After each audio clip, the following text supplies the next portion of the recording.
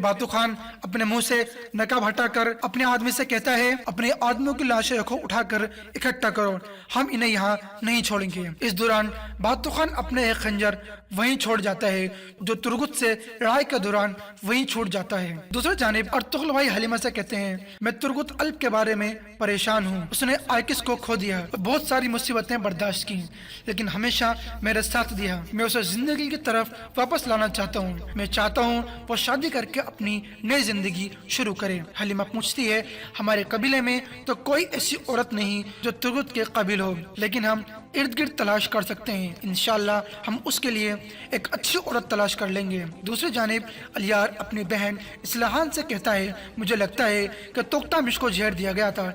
इस्लाहान कहती है, मैं जानती हूँ तोक्तामिश की मौत का फायदा किससे हुआ है। अलियार पूछता है, आपको जल्दी में किसी को जज नहीं करना चाहिए, जब तक ये साबित नहीं हो जाना चाहिए उस वक्त तक सब बेगुनाह है, लेकिन हमें बहुत बारीकी से इस मसले का जायजा लेना होगा। फिर अलियार पूछता है, यह अर्तुगरुल कौन है जिससे मेरा भाई इतनी नफरत करता है। इस्लाहान कहती है, वो काई कबीले का सरदार है और एक फुर्तीला जवान है। उसने बहुत सी जंगें लड़ी हैं और दुश्मनों का खात्मा किया है। वो एक मजबूत आदमी है। दूसरी जानिब हाजत ओरियान और तुगल भाई को बताता है, मैं इस नहर के करीब सोना तलाश करूंगा, क्योंकि मेरे ख्याल में यही वो जगह है जहाँ सोना होना चाहिए। अर्तुगरुल भाई दुंदार को हुक्म देते हैं और कहते हैं, तुम सिपाहियों को साथ ले जाओगे और हजरत ओरियन की हिफाजत करोगे और इस बात को राज में रखोगे। दूसरी जानिब जाविदार कबीले में बातू खान वापस पहुंचकर ओराल को बताता है कि मैंने जिम्मेदारी पूरी कर दी है, हमने कालीनें जला दी हैं और तमाम सिपाहियों को मार दिया है। ओराल पूछता है, तुम लोगों को किसी ने देखा तो नहीं? बातू खान कहता है, किसी ने नहीं देखा, हमने सारे मामला अच्छी तरह से निपटा दिए हैं। दूसरी जानिब सिमन की बहन मारिया को कुछ आदमियों के साथ कराशात्र की तरफ रवाना थी, क्योंकि सिमन ने वहाँ उसे काम के लिए भेजा था। रास्ते में वो एक जगह धुआं देखकर अपना घोड़ा उस तरफ दौड़ा देती है। वहाँ पहुंचकर वो देखती है कि कुछ आदमी नीचे पड़े हुए थे। सिमन का आदमी फिलिप नीचे उतरकर दो सिपाहियों को चेक करने के बाद कहता है, सब मर चुके हैं। इसी दौरान मारिया की नजर तुर्गुत पर पड़ती है, फौरन नीचे उतरकर तुर्गुत के पास जाती है और देखती है और परेशान हो जाती है और उसका मुआयना करने के बाद कहती है, ये जिंदा है। फिलिप कहता है, इसे इधर ही मरने दें, ये सब सिमन साहब की मर्जी के मुताबिक हुआ है। मारिया कहती है, क्या तुम बेवकूफ हो फिलिप? अगर हम तुर्गुत को लेकर गए तो मेरे भाई हमारी तारीफ करेगा। इतने में मारिया नीचे एक खंजर देख लेती है और उठाकर देख कर कहती है, अब मेरा भाई बहुत खुश होगा। इसके बाद वो सिपाहियों से कहती है, इसको उठा लो। दूसरी जानिब सिमन के महल में एक कबूतर पहुंचता है जो खत लेकर आया होता है। एक आदमी सिमन को खत पढ़कर बताता है और कहता है, जिस आदमी ने अंताक्या ने उस्ताद पत्रोच पर हमला किया था वो तीतुस और हमारे दूसरे भाइयों को कत्ल किया था वो अर्तुगरुल है। हमें फौरन एहतियाती तदाबीर लेनी होंगी। अर्तुगरुल ही सुल्तान का वो जासूस हो सकता है जिसकी हमें तलाश है। सीमन कहता है इसका मतलब है अब आगे बढ़ने का वक्त है। अगर अर्तुगरुल ही वो जासूस है तो शिकार से हमें दो खुशियां मिल जाएंगी। दूसरी जानिब काई कबीले में अर्तुगरुल भाई जिरगा बुलाते हैं और सबसे मुखातिब होते हुए कहते हैं हम कब से सफर कर रहे हैं और हमने बहुत से दुश्मनों से जंगें लड़कर फतेह हासिल की है। अब एक रोशन मुस्तकबिल हमारे सामने है। एक आदमी कहता है हमने अपनी जिंदगियां आपके लिए वक्फ कर दी हैं, लेकिन हम सिर्फ और सिर्फ एक चीज आपसे चाहते हैं और वो है कि जब हम जिरगा बुलाना चाहें आप इनकार ना करें। फिर दूसरा आदमी कहता है जिरगा हमारी रवायात की अलामत है। एक सरदार मशवरे के बगैर कुछ भी नहीं करता। इसके बाद अर्तुगरुल भाई उन सबको बिठाते हैं और कहते हैं मैंने जिरगे से इसलिए इनकार किया था क्योंकि मैं खुफिया जंग लड़ रहा था, लेकिन आगे से मैं आपको मायूस नहीं करूंगा। इसके बाद अर्तुगरुल भाई जिरगे के लोगों में सोने के सिक्के मारते हैं और जिरगा वाले उस सोने के सिक्के लेकर बहुत खुश और मुतमईन हो जाते हैं। दूसरे जानिब मारिया तुर्गुत को लेकर सीमन के महल में पहुंच जाती है और सीमन को कहती है यह मैं रास्ते में मिला है, मैंने सोचा ये हमारे लिए फायदेमंद साबित होगा। यह सब ओराल ने किया है। सीमन कहता है बहुत अच्छा मारिया, मैंने तुम्हारी अच्छी तरबियत की है। फिर वो अपने आदमियों से कहता है इस आदमी को फौरन अंदर ले जाओ। फिलिप तुम काय कबीले में जाकर अर्तुगरुल से मिलो, उसे बताओ कि उसका एक आदमी बुरी तरह जख्मी हालत में हमारे पास है। इसके बाद सीमन दूसरे आदमी को कहता है तुम कुछ आदमी लेकर जाओ और वो सारी लाशें घोड़ा गाड़ी में डालकर ले आओ। फिर सीमन मारिया से कहता है हमें अर्तुगरुल को यकीन दिलाना है, हम उसकी इज्जत करते हैं। मारिया एक खंजर निकाल कर कहती है तुरूत के करीब से मुझे यह खंजर मिला है, इसके ऊपर जाविदार कबीले की मोहर है। अब हम ओराल के साथ खेल खेल सकते हैं जैसे एक बिल्ली चूहे के साथ खेलती है। सीमन कहता है न सिर्फ ओराल के साथ बल्कि अर्तुगरुल के साथ भी, जो कि सुल्तान का जासूस भी है। दूसरे जानिब ओराल एक दुकान वाले के साथ पहुँचता है जो उसकी पुरानी दोस्त थी और उसके साथ मस्ती करते हुए उसको जूतों को एक जोड़ा देता है, जिसे देखकर वो औरत बहुत खुश होती है। फिर ओराल कहता है बाजार के बारे में कोई खबर है? वो औरत कहती है आज सुबह मारिया और फिलिप एक जख्मी आदमी को महल में लेकर आए हैं। ओराल पूछता है कौन था वो आदमी? वो औरत कहती है उसका नाम तुर्गुत था। ये सुनकर ओराल चौंक जाता है और फौरन बाहर निकल जाता है। दूसरे जानिब ओराल का खास आदमी बातो खान अपना खंजर तलाश कर रहा था लेकिन ढूंढ नहीं पा रहा था, इसलिए वो बहुत ज्यादा परेशान हो जाता है। इतने में ओराल वो पहुंच जाता है और उसके घूंसे पे घूंसे मारने लगता है और पूछता है तुर्गुत जिंदा है और तुमने मुझे कहा मैंने सबको मार दिया है। इतने में अलियार भी बाहर छुपकर सारी बातें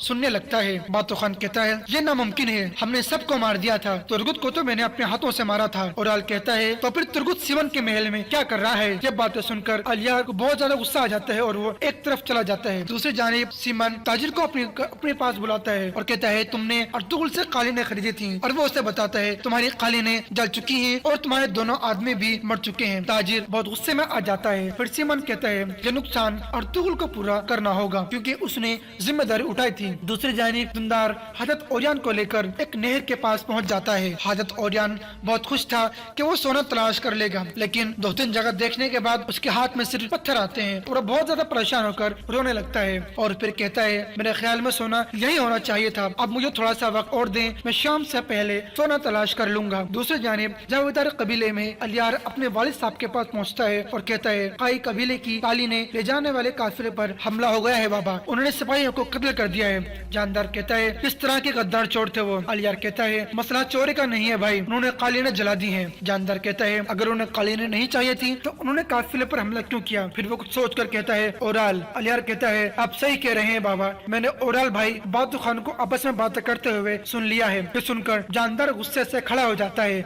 और अर्तुगरुल को इसकी हवा भी चली। तभी अलियार कहता है तो हम दोनों मुसलमान कबीलों का अंजाम अच्छा नहीं होगा बाबा। इसके बाद अलियार कहता है हमारा कबीला उनसे बड़ा है, कबीले वाले हमसे जीत तो नहीं सकते, लेकिन अगर अर्तुगरुल भाई ने ये सुन लिया तो कोई भी नहीं जीत सकेगा। फिर जानदार कहता है तुम काई कबीले में जाकर अर्तुगरुल से मिलो और उसे कहो जानदार सरदार आपको शाम के खाने पर बुलाना चाहते हैं ताकि वो आपके खानदान के बारे में जान सके और वो आप जैसे बहादुर आदमी की इज्जत अफजाई करना चाहते हैं। और नाजरीन यहाँ ये एपिसोड खत्म होता है। वीडियो पसंद आने की सूरत में वीडियो को लाइक और शेयर जरूर करें। मजीद वीडियो के लिए लाजमी चैनल को सब्सक्राइब करें। अस्सलाम वालेकुम, अल्लाह हाफिज। के लिए बड़े बड़े औकाफ कायम किए, وقف سلطنت کے اقتصاد میں ایک بنیادی رکن کی حیثیت رکھتا تھا۔ پروفیسر محمد حرب لکھتے ہیں، استنبول کی یونیورسٹیوں میں علمی تحریک پورے جوبن پر تھی۔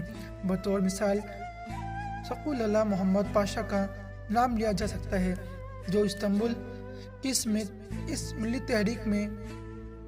ملی تحریک پر چیکوسلواکیا میں موجود 2000 عثمانی گاؤں کی آمدنی خرچ کرتا تھا۔ چیکوسلواکیا عثمانی سلطنت کا حصہ تھا۔ اسی طرح استادی آفندی جو رومیلی یعنی بلقان کے لشکر کے قاضی تھے، نے یتیم بچوں کے جہیز کے لیے 2 بڑے وقفے قائم کر رکھے تھے۔ جو بچیاں شادی کی عمر کو پہنچ چکی ہوتی تھیں، اس دولت سے ان کی عزت کے ساتھ رخصتی عمل میں لائی جاتی تھی۔ عثمانیوں کے پاس بڑے بڑے اوقاف تھے اور ان کی تعداد بہت زیادہ تھی۔ ایک اور مثال، بعض اوقاف ایسے بھی تھے جن کی آمدنی سے ضرورت مند خاندانوں کو ماہانہ تنخواہ دی جاتی تھی۔ یہ تنخواہ عقل و شرف کے علاوہ تھی، کیونکہ بعض اوقاف ایسے بھی تھے جو ضرورت مندوں کے لیے مفت کھانے کا اہتمام کرتے تھے۔ مفت کھانے کے لیے وقف کی الگ عمارتیں تھیں جہاں پر غربا کو مفت کھانا ملتا تھا، اور تقریباً یہ عمارتیں 20,000 افراد میں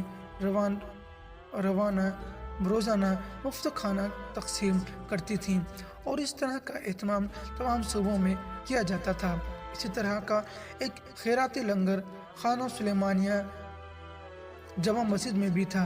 1586 عیسوی میں اس کا کل خرچ $10 ملین سے کچھ کم تھا۔ سلاطین، امراء، وزراء کی سطح پر سلطنت کی کچھ اسی طرح کی پالیسی تھی جو ضرورت مندوں کو خوراک کی ضمانت فراہم اور مستحقین کی نگہداشت کرتی تھی۔ چونکہ علماء کی حیثیت ملک میں وہی ہے جو جسم میں روح کی ہے، اس لیے ان کی تعظیم کر انہیں حوصلہ دے۔ کسی دوسرے شہر میں کسی عالم کے بارے سنے تو اسے اپنے پاس بلا لے اور اس کی ضروریات کو پورا کرے۔ سلطان محمد فتح نے اپنی بڑی بڑی مساجد میں امامت و خطابت کے فرائض سر انجام دینے والے علماء و فضلاء کے وظائف مقرر کرنے کا خصوصی اہتمام فرما رکھا تھا۔ پرانی آسامیوں کو قائم رکھنے کے ساتھ ساتھ نئی آسامیاں بھی پیدا کی۔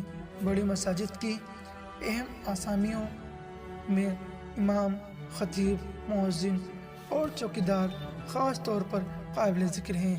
ان آسامیوں کو کینڈیڈیٹ بڑے بڑے دینی مدارس کے فارغ التحصیل فضلاء ہوتے تھے، جن کو سلاطین اور وزراء مالی امداد دے کر مضبوط کرتے تھے، اور یہ سلاطین اور وزراء اس سلسلے میں ایک دوسرے سے آگے نکلنے کی کوشش کرتے تھے۔ یہ دینی ملازمین براہ راست دارالحکومت میں متعین مفتی کے ماتحت ہوتے تھے۔ بڑے صوبوں میں فضاء العسکر فوج کے قاضی ان کی نیابت کرتے تھے، قیادت کرتے تھے۔ رہے چھوٹے صوبے تو وہاں امام ہی تمام دینی امور کی نگہداشت کرتے، بالخصوص دیہاتوں میں امام ہی تمام ذمہ داریاں پوری کرتے تھے۔ وہ مدارس جو دینی ملازمین تیار کرتے تھے، ان میں پڑھنے والے طلباء کے 3 مدارس تھے۔ ایک وہ تھے جو صوفتہ میں پڑھتے تھے، یہ سب سے چھوٹا درجہ تھا۔ دوسرا درجہ ان لوگوں کا تھا جنہیں فارغ المستحصل ہونے پر دانشوری کا لقب دیا جاتا تھا۔ تیسرے اور آخری درجے میں مدرسین آتے تھے۔ سلطان مراد ثانی کے دور میں صوفتہ کی تعداد 90,000 تھی۔ سلطان کے تمام کاموں میں ان لوگوں کے اثرات بہت نمایاں تھے۔ خبردار، تجھے مال اور دولت کی نافرمانی اور لشکر کی کثرت دھوکے میں نہ ڈال دے۔ اہل شریعت کو اپنے دروازے سے دور نہ کرنا، ایسا کام نہ کرنا جو شرعی احکام کے خلاف ہو۔ دین ہمارا مقصود ہے، ہدایت ہمارا منہج ہے، اور اسی سے ہمیں کامرانی نصیب ہوئی ہے۔ سلطان محمد فتح علیہ رحمۃ اپنے جانشین کو متنبہ کر رہا ہے کہ دولت یا لشکر کی کثرت سے دھوکہ نہ کھانا، اور اسے بتا رہا ہے کہ علماء فقہا کا حاکم سے دور ہونا کتنے بڑے خطرے کی بات ہے۔ سلطان اسے خبردار کر رہا ہے کہ شرعی احکام کی مخالفت نہ کرنا، کیونکہ شریعت کی مخالفت دنیا میں بد نصیبی اور زوال کا سبب بنتی ہے اور آخرت میں ہلاکت اور عذاب کا۔ شریعت خداوندی سے دوری کے اثرات قوم کی زندگی کے تمام پہلوؤں، دینی، معاشرتی، سیاسی اور اقتصادی پر مرتب ہوتے ہیں۔ عثمانیوں کی قوت، عزت اور شرف مجاہد کا راز اطاعت خداوندی میں مضمر ہے۔ انہوں نے اللہ کریم کی نازل کردہ شریعت کو نافذ کیا، راہ خدا میں جہاد کیا اور لوگوں کو دین حنیف کی طرف بلایا۔ اسی کے بدولت اللہ تعالیٰ نے انہیں رہتی دنیا تک کی عزت و عظمت عطا کر دی۔ اس لیے محمد فتح علیہ رحمۃ نے اپنے بیٹے کو وصیت کرتے ہوئے فرمایا، دین ہی ہمارا مقصود ہے، ہدایت ہمارا راستہ ہے، اسی کی بدولت ہمیں کامیابی اور کامرانی نصیب ہوئی ہے۔ اس دین کی عزت اور اہل تقوی و ورع کی توقیر کے لیے اقدامات کر دین اسلام کی خدمت اور زمین میں اس دین کا قیام ملک اور قوم کی زندگی میں بہتر نتائج کو یقینی بناتا ہے۔ برائیوں اور گناہوں سے روح کو پاک رکھنا اور بھلائی پر نفس کو آمادہ کرنا دینی خدمت ہی کا نتیجہ ہوتا ہے۔ اسی لیے دینی رجحان پیدا ہو جانا دینی خدمت ہی کا ثمرہ ہے۔ یہی چیز انسان کو جرم کی ارتکاب سے روکتی ہے اور محاسبہ نفس پر ابھارتی ہے۔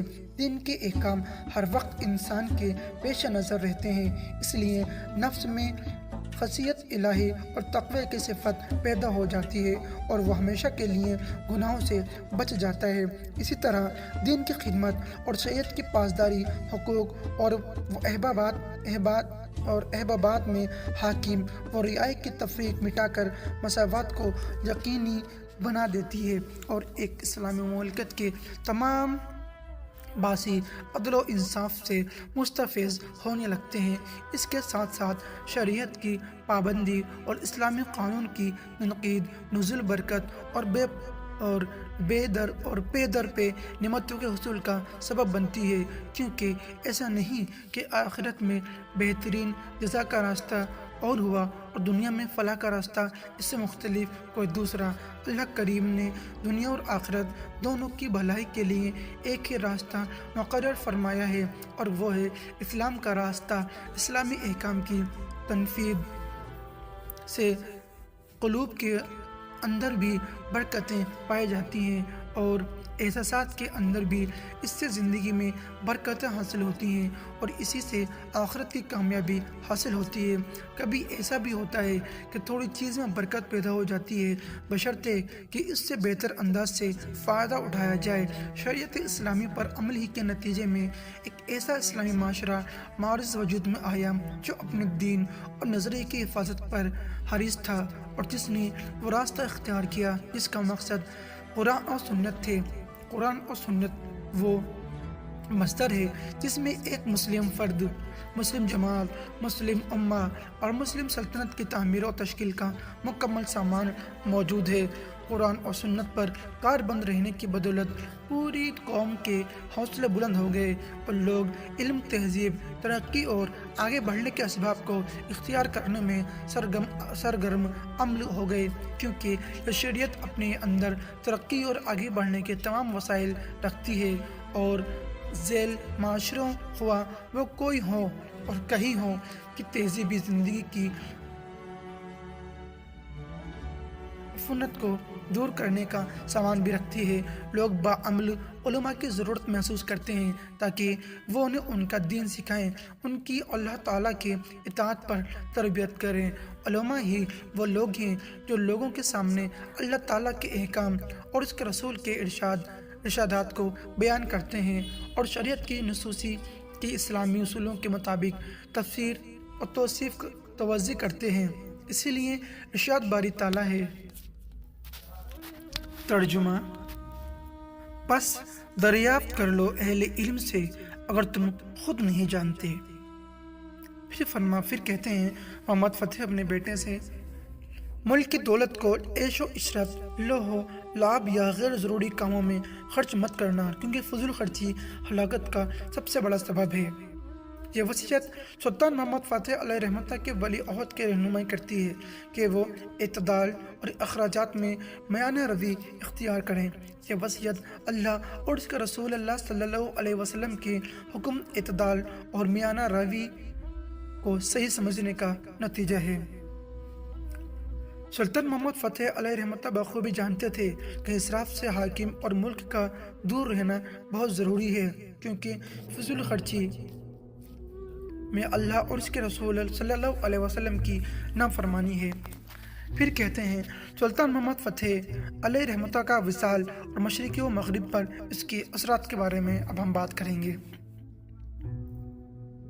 ربیع الاول کا مہینہ تھا 886 ہجری بمطابق 1481 ہجری عیسوی کو سلطان محمد فتح قسطنطنیہ سے ایشیا کوچے کی طرف روانہ ہوئے، جہاں اس قدر میں ایک دوسرا بہت بڑا لشکر مکمل طور پر جنگ کے لیے تیار ہو چکا تھا۔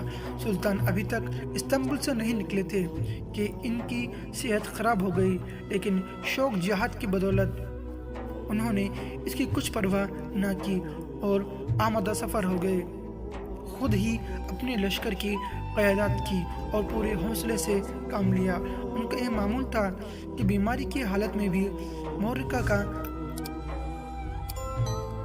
کارزار میں گھس جاتے تھے اور لڑائی کی سختیوں میں بیماری سے شفا حاصل کرتے تھے، لیکن اس بار مرض بڑھ گیا اور اس قدر پہنچ کر قدم اٹھانا مشکل ہو گیا تھا۔ طبیبوں کو بلایا گیا، لیکن فیصلہ ہو چکا تھا۔ علاج معالجے سے کچھ فائدہ نہ ہوا اور سلطان محمد فتح علیہ رحمتہ اپنے لشکر درار کے درمیان بروز جمعرات 4 ربیع الاول 886 ہجری کا مطابق 3 مئی 1481 عیسوی کو وصال فرما گئے۔ اِنَّ لِلَّهِ وَإِنَّا إِلَيْهِ رَاجِعُونَ۔ وصال کے وقت ان کی عمر 52 سال تھی اور 30 سال سے کچھ زیادہ عرصہ انہوں نے سلطنت عثمانیہ کی فرما روائی کی تھی۔ آپ کی وصال کی خبر جب مشرق اور مغرب میں پھیلی تو ایک خوفناک دھماکہ ہوا، جس سے اسلام اور اہل اسلام تھرا گئے۔ نصرانیت کے گھروں میں گھی کے چراغ جلنے لگے اور ان کی خوشی و مسرت کی کوئی انتہا نہ رہی۔ نصرانیوں نے روڈس میں نماز شکر ادا کی کہ اس خوفناک دشمن سے نجات حاصل ہوئی۔ عثمانی سلطنت کے لشکر اٹلی کے جنوب میں پہنچ چکے تھے تاکہ پورے ملک اٹلی کو فتح کر کے دولت عثمانی کا حصہ بنایا جائے، لیکن بدقسمتی سے سلطان محمد فتح کی وفات کی خبر نے لشکر کے حوصلوں کو پست کر دیا۔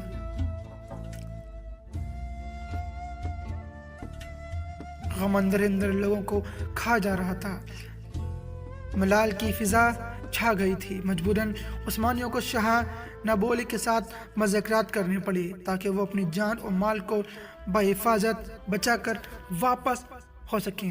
مذاکرات بظاہر کامیاب رہے، لیکن نصرانیوں نے عہدہ شکنی کرتے ہوئے فوج کے باقی مادہ حصے کو گرفتار کر کے لوہے کے زنجیروں میں جکڑ دیا۔ سلطان کی وصال کی خبر جب روما پہنچی، پوپ بےحد خوش ہوا۔ اس نے کلیسائیں کھولنے کا حکم دیا۔ تمام کلیسائیوں میں نماز شکر ادا کی گئی اور کانفرنسز منعقد کی گئیں۔ راستوں اور چوراہوں کو سجایا گیا، جلوس نکالے گئے، توپوں کے گولوں کی گونج میں خوشی اور مسرت کے گیت گائے گئے اور 3 دن تک روما میں جشن اور عید کا سما رہا۔ محمد فتح علیہ رحمتہ کے وصال سے نصرانیت ایک عظیم ترین خطرے سے نجات پا گئی، جو ہمیشہ ننگی تلوار کی طرح ان کے سر پر منڈلاتی رہتی تھی۔ کوئی نہیں جانتا تھا کہ سلطان محمد اپنے لشکر کی قیادت کرتے کس طرف جانے کا ارادہ رکھتے تھے۔ اس سلسلے میں لوگوں کی آرا مختلف تھی۔ کیا وہ روڈس کا ارادہ رکھتے تھے تاکہ اس جزیرے کو فتح کریں جو سلطان کے कायद मसीह पाशा के हाथों फतेह नहीं हो सका था, या वो जनूबी इटली जाना चाहते थे ताकि मुस्लिम लश्कर को फतवाहत के सिलसिले को आगे बढ़ाया जा सके जो इटली में ठहरा हुआ था, और इस तरह शुमाली इटली, फ्रांस और हिस्पानिया को फतेह किया जाए। ये एक ऐसा राज है जो सुल्तान के सीने में मदफून होकर रह गया और कोई शख्स इससे आज तक आगाह नहीं हो सका। सुल्तान मोहम्मद फतेह की ये आदत थी कि अपने मंजिल मकसूद से किसी को आगाह नहीं करता था और इस बारे मुकम्मल राजदारी का मुजाहिरा करता था, और यूं अपने दुश्मन को हैरत से और गफलत में छोड़ देता था। किसी के कुछ मालूम नहीं होता था कि कब उसके सर पर जंग के बादल मंडलाने लग जाएं। फिर इस राजदारी के बाद बहुत तेजी से अपनी जंगी हिकमत अमली पर अमल पैरा होता और दुश्मन को कतन संभलने का मौका नहीं देता था। एक मर्तबा सुल्तान से किसी काजी ने पूछ लिया कि आप अपने लश्कर को लेकर किस सिमत का रुख करेंगे। सुल्तान ने जवाब दिया, अगर मेरी दाढ़ी के किसी बाल को भी ये मालूम हो जाए कि मैं किस सिमत बढ़ने वाला हूँ तो मैं उसे उखेड़ कर आग में डाल दूंगा। सुल्तान चाहते थे कि इस्लामी फतवाहत जनूबी इटली से इंतहाई शुमाल तक पहुँच जाएं और फ्रांस, हिस्पानिया और उनसे आगे के ममालिक और इक़वाम और अशूब को मलगूब करके अपनी सल्तनत का हिस्सा बनाना चाहते थे, लेकिन ज़िंदगी ने मोहलत ना दी। आलम इस्लाम को सुल्तान की वफात से नाकाबिल तलाफी नुकसान पहुंचा। पूरी इस्लामी दुनिया दूर दर्दो कर्ब से कर्रा उठी। हर तरफ गम और अंधा के गहरे बादल छा गए। पूरी दुनिया के मुसलमान ज़ारो कतार रो रहे थे कि आज वो सुल्तान हमसे रुखसत हुआ जिसके कामयाबियों ने दुनिया को वो रहता हैरत में डाल दिया था। वो सिपाही दाग मग़फ़रत दे गया जिसने कुरान वली के मुसलमानों की याद ताज़ा कर दी थी। अब्दुल हय्यान बिन अल-मादी जुम्बली अपनी किताब में 880 ईस्वी की वाक़ियात को कलमबंद करते हुए लिखते हैं, वो बनी उस्मान के अजीम तरीन सलातीन में से थे। वो साहब फजीलत व उज़्मत और निहायत अजीम व जलील अल-क़द्र बादशाह थे। जंगी कार्रवाइयाँ, पेश कदमी और सख्त कोशी के हवाले से वह सब बादशाहों से अजीम, ताकतवर, साबित कदम और सबसे ज़्यादा अल्लाह पर भरोसा करने वाले फरमा बरदार थे। उन्होंने ही बनी उस्माइन के मुल्क की बुनियाद रखी और उनके लिए ऐसे कवानीन विरासत में छोड़े जो ज़माने की गर्दन में खूबसूरत हार की हैसियत रखते हैं। बड़े अच्छे और साफ के मालिक थे, बेमिसाल खूबियों और फजीलतों के हामिल थे। तारीख के सफ़हात पर आपके असरात हमेशा बाकी रहेंगे और लेलो निहार और माहो साल उन्हें कभी नहीं मिटा सकेंगे। उन्होंने वो जंगें लड़ी जिन्होंने सलेबियों की सलीबें ज़ेरो ज़ेरा कर दी और उनके बुतों को पाश पाश कर दिया। उनका अजीम तरीन कारनामा कुस्तुनतुनिया की फतेह है। खुशकी पर कश्तियाँ चलाकर बहरोबर की तरफ से इस शहर का मुहासरा करना एक ऐसा कारनामा है जिसे कभी नहीं बुलाया जाएगा। सुल्तान मोहम्मद फतेह अपने लश्करों और बहादुरों को साथ लेकर इस शहर पर झपटा और अपने घोड़ों और मर्दान जंग की मैयत में आगे बढ़कर 50 दिन तक इन शहर का सख्त तरीन मुहासरा किया। किले के अंदर फाजिर और फासिक कुफ्फार पर सख्ती की और मदअफा फौजों पर अल्लाह की तलवार बेनियाम की। अल्लाह ताला की मजबूत जर्रा से मलबूस फतेह व कामरानी के दरवाजे पर दस्तक दी। मुसलसल हमले करता रहा, इसके दरवाज़ों पर बराबर चोट लगाता रहा और हमले करता रहा और इस वक्त तक लड़ता और बहादुरी के जोर दिखाता रहा जब तक कि अल्लाह करीम ने उसकी मुश्किलात को हल नहीं फरमा दिया। इस पर अल्लाह करीम का फरिश्तों का नुज़ूल हुआ जो बंदे से उसकी शारक से भी करीब है। इसकी हालत ज़ार पर नज़र रखने वाला, ऐसे फतेह कामरानी से नवाजने वाला और सब पर गालिब है। अकाउन दिन मुहासरा رہا اور 51 دن محاصرہ رہا اور بالآخر یہ شہر مغلوب ہو گیا۔ جس دن یہ شہر فتح ہوا منگل کا دن تھا اور جمادی الآخر کی 10ویں تاریخ اور سن 857 ہجری تھا۔ انہوں نے فتح کے بعد نصرانیوں کو سب سے بڑے گرجے میں نماز جمعہ ادا کی جس کا نام آیا صوفیہ تھا۔ یہ ایک گنبد والی عمارت تھی جس کی بلندی آسمان کو چھوتی تھی اور اس کی مضبوطی اہرام مصر کی کہانی بیان کرتی تھی۔ لیکن آیا صوفیہ کی عمارت بڑائی میں اہرام کی مانند تھی، پرانے پن میں نہیں۔ سلطان نے استنبول میں علم کی ایک ایسے مضبوط بنیاد ڈالی جس کے سورج کو ڈوب جانے کا اندیشہ نہیں، اور مدارس بنائے جن کی گنبد نما 8 دروازے ہیں جن سے بآسانی اندر جایا جا سکتا ہے، اور ان میں وہ نصاب مقرر کیا جو منقول و معقول ہر طرح کے علم پر مشتمل ہے۔ اللہ طلباء کے طرف سے انہیں بہترین جزا دے، انہوں نے اجر عظیم سے نوازے اور بہت بڑا ثواب عطا کرے، آمین یا رب العالمین۔ اور اس کے بعد ان کے لیے مراتب یعنی کہ رینک مقرر کیے جن سے وہ ترقی کرتے تھے اور کوشش کر کے ان لوگوں کو حاصل کر لیتے تھے، یہاں تک کہ دنیا کی سعادت کے ساتھ ساتھ دنیاوی جاؤ حشمت کے وسیلے سے سعادت عقبی بھی حاصل کر لیتے تھے۔